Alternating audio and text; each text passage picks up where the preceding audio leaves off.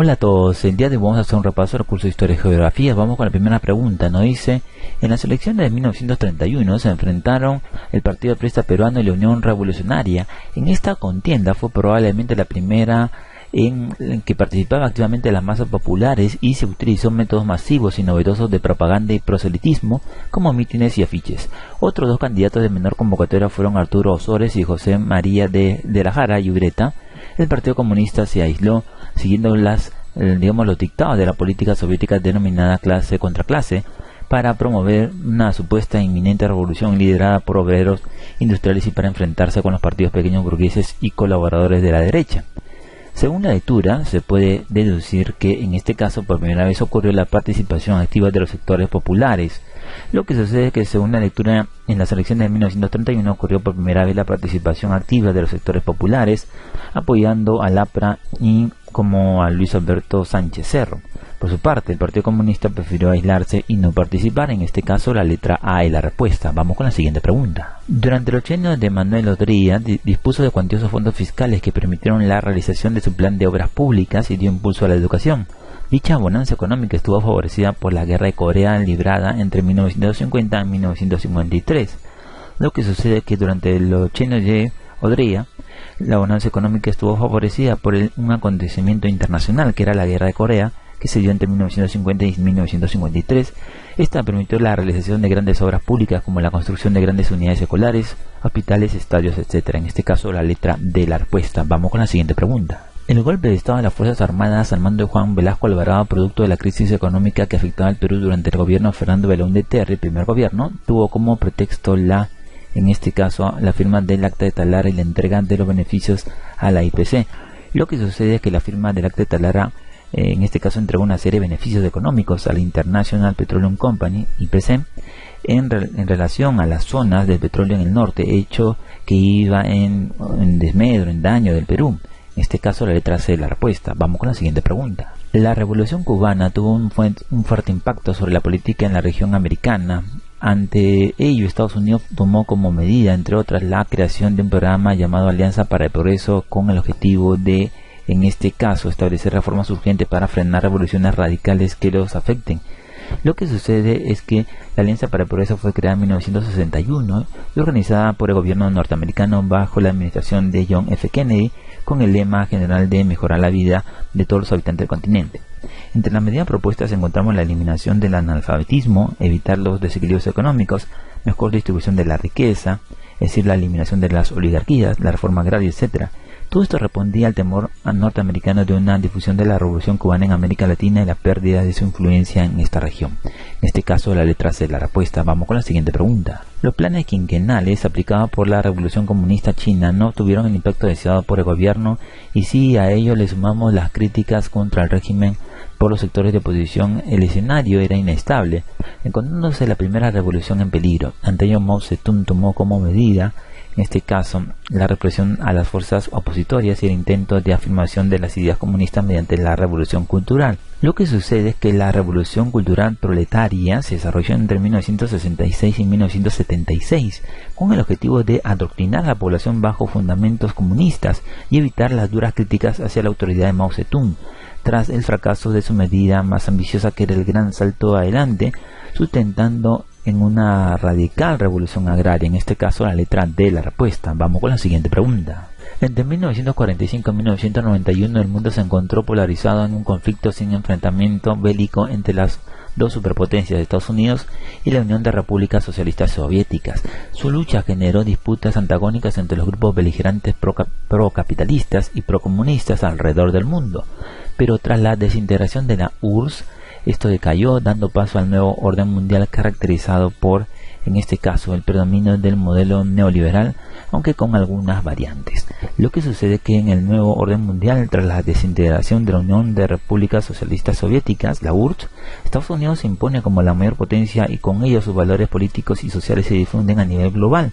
Pero el principal modelo que se impuso fue el económico, siendo el neoliberalismo aceptado por la inmensa mayoría de los países del mundo, pero con ciertas variantes favorables principalmente a las grandes potencias económicas. En este caso, la letra D la respuesta. Vamos con la siguiente pregunta. El régimen militar dirigido por Juan Velasco Alvarado pretendió convertir al sector estatal en el eje de crecimiento económico. Por ende, procedió a la nacionalización inmediata de las empresas extranjeras con mayor injerencia en la vida nacional. No obstante, una serie de factores determinaron el fracaso de sus reformas y el deterioro económico del régimen.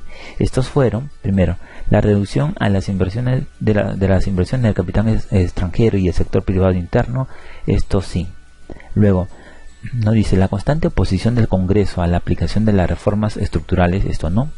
Luego, el rechazo de los campesinos y los obreros a ser parametrados por el SINAMOS, tampoco. Luego, la crisis internacional de 1973 y la reducción del precio de las exportaciones, esto sí. Luego, la ineficacia y corrupción de las empresas públicas y las cooperativas agrarias, esto también. En este caso, la letra D, la respuesta. Vamos con la siguiente pregunta.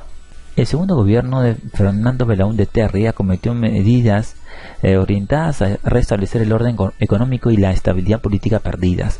Así se determinó la austeridad del gasto fiscal, la reducción del rol del Estado en la economía, el fortalecimiento del sector privado a través de créditos y promoción de la inversión extranjera.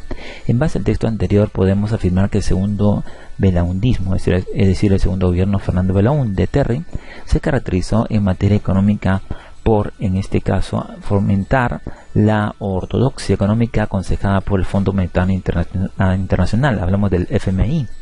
Lo que sucede es que la ortodoxia económica fue parte de las medidas de austeridad propuestas por el FMI como requisito para el acceso al crédito financiero internacional. Se insistió en promover la inversión privada interna y extranjera. Estas medidas ya habían sido ensayadas por el régimen de Francisco Morales Bermúdez, en este caso la letra de la respuesta. Vamos con la siguiente pregunta. Las políticas heterodoxas aplicadas por el ministro de Economía Luis Alba Castro durante el primer gobierno de Alan García tuvieron éxito durante la primera mitad de su gobierno, elevando la demanda interna, estimulando la producción y el crecimiento del ingreso per cápita. No obstante, los ingresos estatales empezaron a disminuir considerablemente debido a diversos factores, entre los que destacaron, nos dice aquí, la falta de créditos externos por sanción del FMI contra el Perú, esto sí. Luego, los intentos del régimen por la estatización de la banca, esto no. Luego, el estancamiento de la inversión privada, esto sí. Luego, la emisión inorgánica del dinero en la maquinita, esto no. El fracaso del gobierno en reformar el sistema tributario, esto sí. En este caso, la letra C, la respuesta. Vamos con la siguiente pregunta. Un grupo de dirigentes comunales de la zona de Manchay perteneciente al distrito de Pachacamac ha solicitado la creación del distrito del mismo nombre. Uno de los criterios fundamentales que sustenta el pedido es que actualmente cuenta con 80.000 habitantes y con escasa cobertura de servicios básicos. Sobre este caso determina el valor de verdad o falsedad de los siguientes enunciados. ¿No? Dice, comprende una política de regionalización, esto es incorrecto. Luego fomenta la unidad política y administrativa del territorio, esto también es incorrecto. Es una política de demarcación y organización territorial, esto sí. Permite obtener recursos a través del presupuesto estatal, esto también. En este caso la letra B, la respuesta. Vamos con la siguiente pregunta.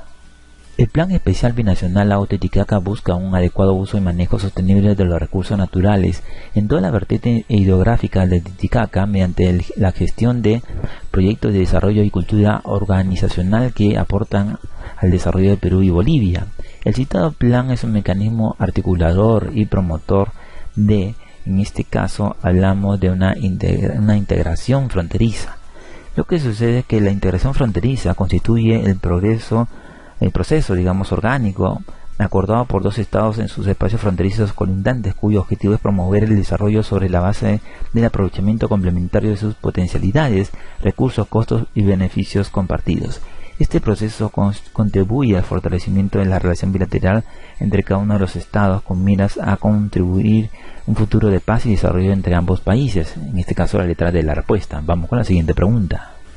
Determina el valor de verdad o falsedad de los siguientes enunciados con respecto a las características de la población asiática. La zona de mayor población relativa al continente es Hong Kong, en este caso es incorrecto. Luego, los ojos rasgados es una distinción común de sus habitantes, esto es incorrecto. Luego, el índice del desarrollo humano promedio del continente es alto, esto sí es verdadero.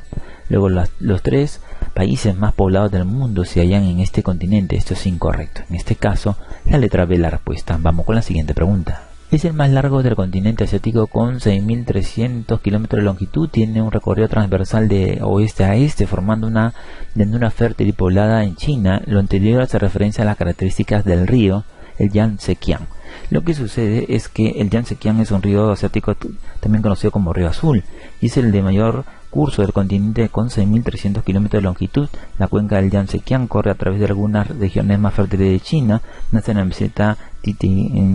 meseta tibetana, desemboca en el mar oriental de China y forma una llanura muy fértil. En este caso, la letra de la respuesta. Vamos con la siguiente pregunta. Inglaterra es un país europeo que históricamente disfruta de un dorado aislamiento. Geográficamente, esta afirmación se relaciona con su condición de, en este caso hablamos de encontrarse en un territorio insular.